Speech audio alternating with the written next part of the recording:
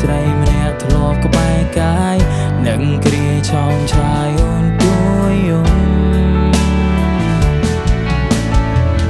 រឿងរ៉ាវកន្លងបងមិនល្អ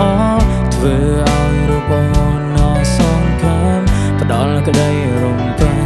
មិនបានឲ្យអូនឈឺឲ្យអូនយំឲ្យអូនខឹងពួរម៉ៃលួចអ្នកខាងក្រៅរឿងរ៉ាវដដែលសន្យានៅតែខូចអូនសុំចាប់អូនសុំបែកជាមួយបងរហូតតែបងនេះឈួតបងមាននំនួតថាអូនមិនអាចអត់បងទេអីលើបែកមែនទើបដឹងថាស្នេហ៍ក្រោយនឹងស្នេហ៍ចង់បកក្រោយកែប្រែក៏ពេលទៅហើយ7ពីងចុងក្រោយថាបងខ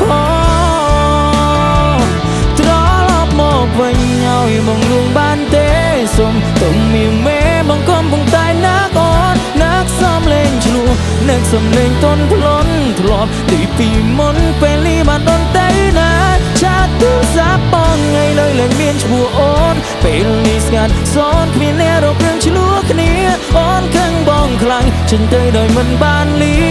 ពុំងារបងសុំទោ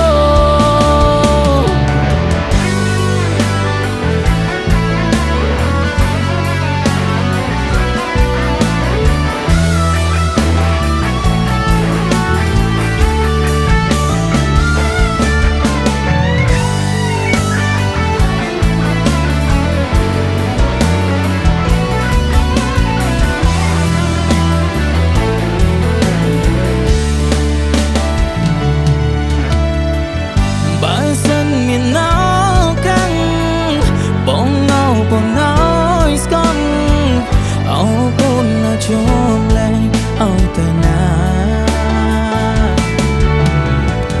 ក្រុមយ៉ាងមិនត្រាំកាត់រឿងពិតនឹងជីវ៉ាបែងដងរៀមរាត្រូវការអូន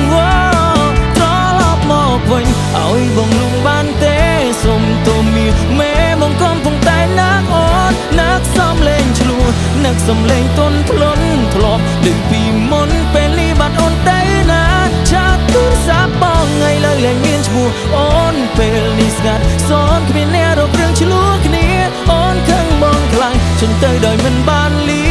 ពុំងារបងសុំទោត្រឡប់មកវិញឲ្យបងលួងបានទេ